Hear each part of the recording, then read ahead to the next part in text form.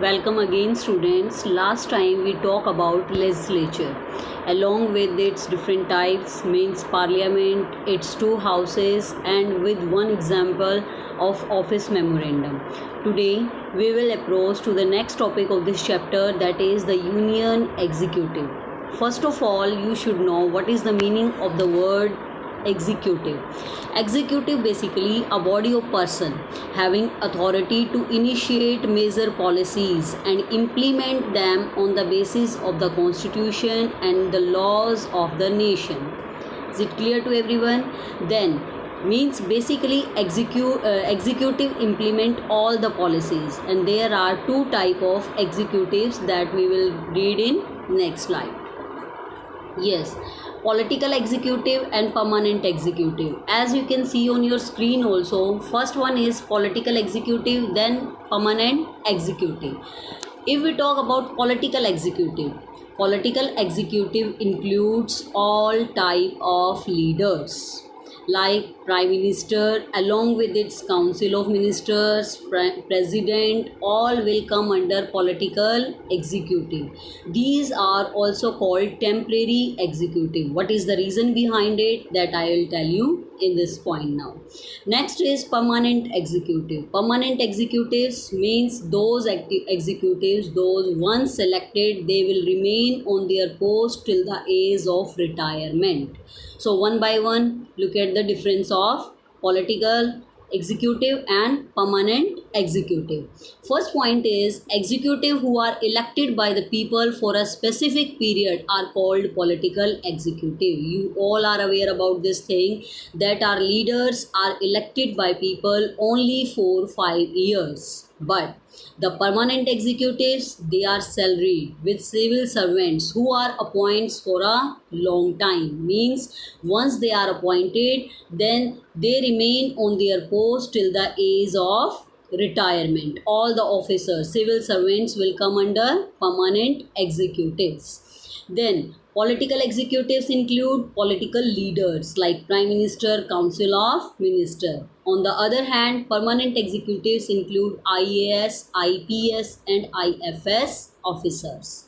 Then political executives, they remain in office only so long as they command the confidence of the majority members of the parliament. Yes, if they are in the majority, if they are getting the support of the people, they will remain in the parliament. But on the other hand, permanent executive, they remain in office even when the ruling party changes. Suppose at present BJP is the ruling party. If next time BJP is changed, then also permanent executives, all the IAS, IPS, IFS, they will remain on their job. Next, they are answerable to the people for all consequences of their decisions. Means basically all decisions are taken by politicians. So they are accountable for their decisions. But permanent executives, they just assist, they just provide help to politicians. That's why they are not directly accountable or answerable to the people. Next, they are more powerful. Political executive, one side we are saying that this is temporary executive. Politician, they work only for 5 years, but then also they are more powerful. What is the reason behind it? Because they have support of people. They are more powerful. Permanent executives, they are less powerful for rather than these political executives, because they assist the political executives in their day-to-day work. Now come to the next. We will read about, as you can see on your screen also, picture is given of prime minister along with its council of ministers. So it means these both things, prime minister along with its council of ministers, are included in executives. Now we will read about them in detail, which work, which functions are performed by them. First of all, we will read about prime minister. What is prime minister? Basically, prime minister is the leader of the politicians, or you can say leader of MPs, or leader of that party which got the majority in parliament. Is it clear to everyone? He is a leader appointed by the member of parliament or appointed by that political party that got majority of seats in parliament. Prime Minister is having different works. As you can see, he chairs cabinet meetings, means all the cabinet meetings are headed by Prime Minister. He coordinates the work of different departments. There are different departments: Home Ministry, Defense Ministry, Finance Ministry, lot of ministries are there. Their work is coordinated by Prime Minister. Then his decisions are final in case disagreements arise between departments. If there is a disagreement, if there is a dispute between the two departments, then final decision will be taken by Prime Minister. He exercises general supervision of different ministries. Of course, he is the head of all the ministries, so he supervises the work of all the ministries. All ministers work under his leadership. Next function which is performed by Prime Minister is the Prime Minister distributes and redistributes work to the ministers. Yes, many a time you can see after the formation of the government, work of the ministers is changed. Who changed that? Prime Minister. He distribute and redistribute the work among the ministers. He has the power to dismiss minister. If any minister is not doing work according to the expectation of Prime Minister can dismiss that.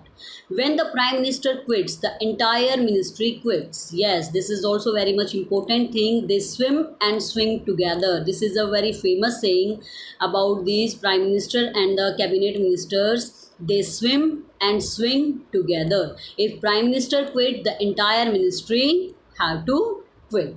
Now next we will read about the Council of Ministers. As you can understand, council mean group of ministers. Council of Ministers is the official name for the body that includes all the ministers, and it has usually 60 to 80 ministers of different ranks. These 60 to 80 ministers are divided into three categories. One by one, we will read all these categories. The very first, the most important is cabinet ministers. These ministers are usually top level leaders of ruling party. They are in charge of major ministry. Usually, cabinet ministers meet to take decisions in the name of the Council of Ministers. Is it clear to everyone? Basically, it comprises about 20 ministers, top level leaders of ruling parties, and they all are having major ministries. Now come to the second type of ministers, that is ministers of state with independent charge. Yes, ministers of state with independent charge are usually in charge of smaller ministries rather than cabinet ministries. They participate in the cabinet meetings only when specially invited. But cabinet ministers, they always participate in the meetings of parliament. But ministers of state with independent charge, they attend that meetings only when they are invited. Okay, next is ministers of state. Ministers of state, basically they are like assistant of the cabinet ministers. Is it clear? They are attached to and required to assist the cabinet ministers. They just provide help to the cabinet ministers. Is it clear? The cabinet work as a team. No minister can openly criticize any decision of the government. Yes, all the cabinet ministers are the part of the government, so they cannot criticize any decision of the government, any decision which is taken by another ministry. They have to support that thing.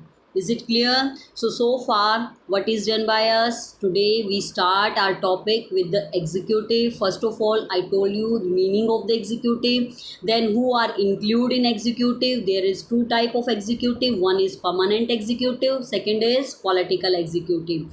Political executive include leaders. First we talk about powers or functions of Prime Minister. Then we talk about the Council of Ministers. Let's move to the next topic of this chapter, that is President. President is also very much important.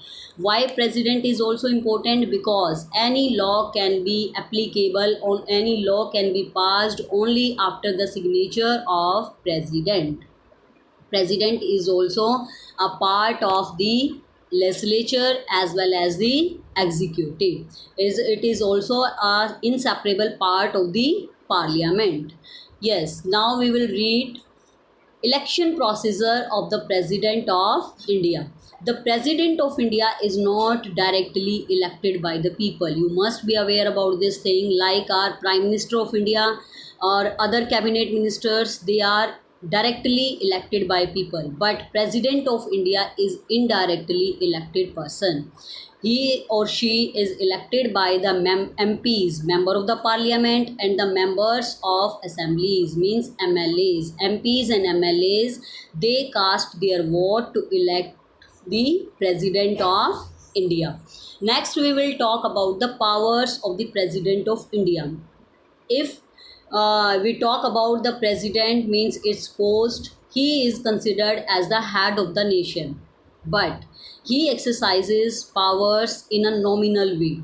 He is the head of the nation, but he exercises just only nominal powers. How? You will be able to understand this after reading all these powers. The President of India is the head of the state. As I told you, state here means nation, not state like Madhya Pradesh, Haryana or Gujarat or any other state. State here means nation.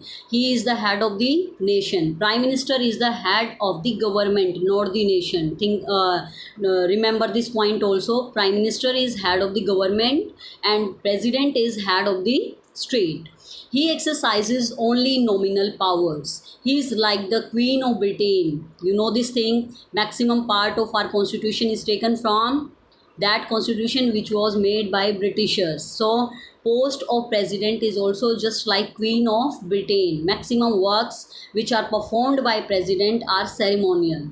Then president supervises the overall functioning of all the political institution. Yes, if he is the head, then this is also his work.